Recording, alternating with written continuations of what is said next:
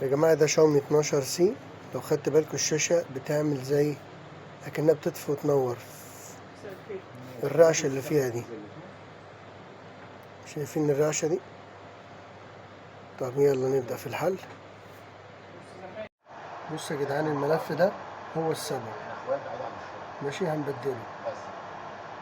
ماشي، الملف ده طلع بيسخن جامد أوي بطريقة مستفزة. ماشي، أنا بص بقى جبت ملف تاني أهو، خدته من بوردة قديمة عندي.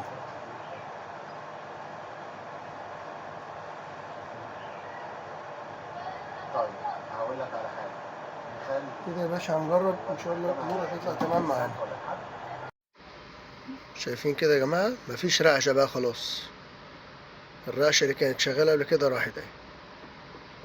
الامر بسيط، يا رب اكون افدتكم.